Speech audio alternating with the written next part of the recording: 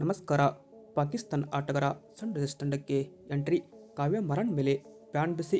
ಇನ್ನು ಇತ್ತೀಚೆಗೆ ನಡೆದ ದಿ 100 ಲೀಗ್ನಲ್ಲಿ ಈ ಒಂದು ಘಟನೆಯಾಗಿದೆ. ಇನ್ನು ಪಾಕ್ ಆಟಗಾರ SRH ತಂಡಕ್ಕೆ ಎಂಟ್ರಿ ಕೊಟ್ಟದ್ದು, ಬಟ್ ಈ ಒಂದು ಕಾವ್ಯ ಮರನ್ ಅವರನ್ನು ಬ್ಯಾನ್ ಮಾಡಿ ಎಂದು ಅಭಿಮಾನಿಗಳ ಆಕ್ರೋಶ ವ್ಯಕ್ತವಾಗಿದೆ.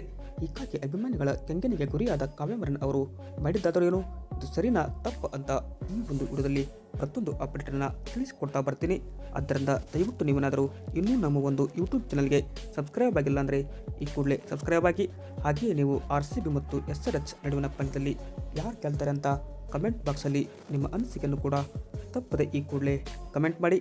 ಇನ್ನು ಇತ್ತೀಚೆಗೆ ನಡೆದ ದಿ 100 ಲೀಗ್ನ ಆ್ಯಕ್ಷನ್ನಲ್ಲಿ ಈ ಒಂದು ದೊಡ್ಡ ಗಲಾಟೆಯಾಗಿದೆ. ಇನ್ನು ಪಾಕ್ ಆಟಗಾರನನ್ನು SRH ತಂಡ ಇಲ್ಲಿ ಖರೀದಿ ಮಾಡಿದಂತಾನೆ ಎನ್ನಲಾಗಿದೆ. ಇನ್ನು ಪಾಕಿಸ್ತಾನದ ಈ ಕಾಂಚಲಿ ಆಟಗಾರ ಬೇರೆ ಯಾರೂ ಅಲ್ಲ, ಅಬ್ರಾರ್ ಅಹ್ಮದ್. ಅಬ್ರಾರ್ ಅಹ್ಮದ್ ಅವರು ಇತ್ತೀಚೆಗೆ ನಮ್ಮ ಭಾರತದ ಶುಭ್ಮನ್ ಗಿಲ್ಗೂ ಕೂಡ ಒಂಥರ ಔಟ್ ಮಾಡಿ ಗೇಲಿ ಮಾಡಿದರು.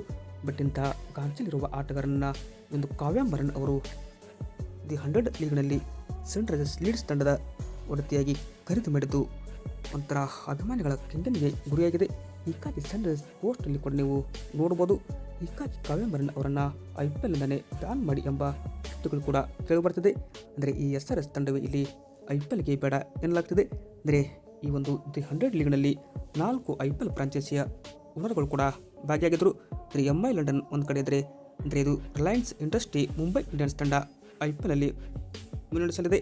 ಇನ್ನು ಸನ್ರೈಸರ್ಸ್ ಲೀಡ್ಸ್ ತಂಡವನ್ನು ಸನ್ ಗ್ರೂಪ್ ಅಂದರೆ ಸನ್ರೈಸರ್ಸ್ ಹೈದರಾಬಾದ್ ತಂಡ ಇದು IPL ಆದರೆ, ಇನ್ನು ಮತ್ತೊಂದು ಸೂಪರ್ ಜೈಂಟ್ಸ್ ತಂಡ ಅಂದರೆ ಮ್ಯಾಂಚೆಸ್ಟರ್ ಸೂಪರ್ ಜೈಂಟ್ಸ್ ತಂಡ ಇದು ಲಕ್ನೋ ಸೂಪರ್ ಜೈಂಟ್ಸ್ ತಂಡ IPLನಲ್ಲಿರುವ ಫ್ರಾಂಚೈಸಿ.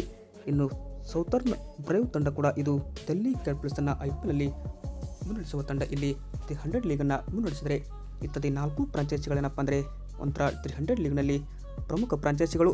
ಬಟ್ ಅದರಲ್ಲಿ ಯಾವ ಫ್ರಾಂಚೈಸಿನೂ ಕೂಡ ಪಾಕ್ ಆಟಗಾರರನ್ನು ಖರೀದಿ ಮಾಡಿಲ್ಲ.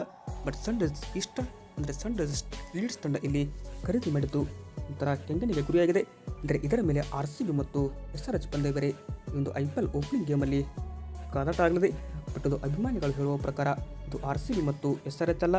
ಹೀಗಾಗಿ ಇದು RCB ವರ್ಸಸ್ ಪಾಕ್ ಪಂದ್ಯ ಅಂತಲೇ ಕೂಡ ಹೇಳಲಾಗಿದೆ. ಇದು ಏನಪ್ಪ ಸದ್ಯಕ್ಕೆ ಬರ್ತಿರೋ ವರದಿಗರ ಪ್ರಕಾರ 190K ಪೌಂಡ್ಸ್ಗೆ ಈ ಒಂದು ಪಾಕ್ ಆಟಗಾರರನ್ನು ಖರೀದಿ ಮಾಡಿದೆ. ಅಂದರೆ ಅತಿ ಹೆಚ್ಚು ಮೊತ್ತಕ್ಕೆ ಇವರು ಖರೀದಿಯಾಗಿದ್ದು ಇಲ್ಲಿ ಕಾವ್ಯ ಮರನ್ ಅವರು ಎಲ್ಲರ ಕೆಂಗನಿಗೆ ಗುರಿಯಾಗಿದ್ದಾರೆ. ಬಟ್ ಇದು ಅವರ ಓನರ್ ಹೇಳುವ ಪ್ರಕಾರ ನಮ್ಮ ತಂಡಕ್ಕೆ ಯಾವ ಒಬ್ಬ ಆಟಗಾರ ಕೂಡ ಇರಲಿಲ್ಲ. ಹೀಗಾಗಿ ನಾವು ಆದಿಲ್ ರಶೀದ್ ಅವರನ್ನು ಕೂಡ ಇಲ್ಲಿ ಒಂದು ಕಣ್ಣಿಟ್ಟಿದ್ವಿ. ಬಟ್ ಆದಿಲ್ ರಶೀದ್ ನಮಗೆ ಸಿಗದೇ ಇರೋ ಕಾರಣ ಒಂದು ಸ್ಪಿನ್ನರ್ನ ಕೂಡ ನಾವಿಲ್ಲಿ ಹುಡುಕಾಟದಲ್ಲಿದ್ವಿ. ಹೀಗಾಗಿ ಆ ಒಂದು ಪ್ರಮುಖ ಸ್ಪಿನ್ನರ್ ನಮಗೆ ಅಬ್ರಾರ್ ಅಹ್ಮದ್ ಅವರು ಕಾಣಿಸಿದರು. ಹೀಗಾಗಿ ಅವರನ್ನು ನಾವು ಖರೀದಿ ಮಾಡಿರುವಂಥ ಡೆನಿಲ್ ವೆಟೋರಿ ಹೇಳಿರೋ ಪ್ರಕಾರ ಇದು ಸರಿ. ಬಟ್ ಆ ಒಂದು ಪಾಕ್ ಬಾಲರ್ನ ನೋಡ್ತಾ ಹೋಯ್ತಂದರೆ ಬಟ್ ಅವರ ಪರ್ಫಾರ್ಮೆನ್ಸ್ ಚೆನ್ನಾಗಿದೆ. ಬಟ್ ಬೇರೆ ಬಾಲರ್ನ ಟಾರ್ಗೆಟ್ ಮಾಡಿದರೂ ಕೂಡ ಯಾರೂ ಇದನ್ನು ಅಷ್ಟೊಂದು ಗಮನಿಸಿರಲಿಲ್ಲ.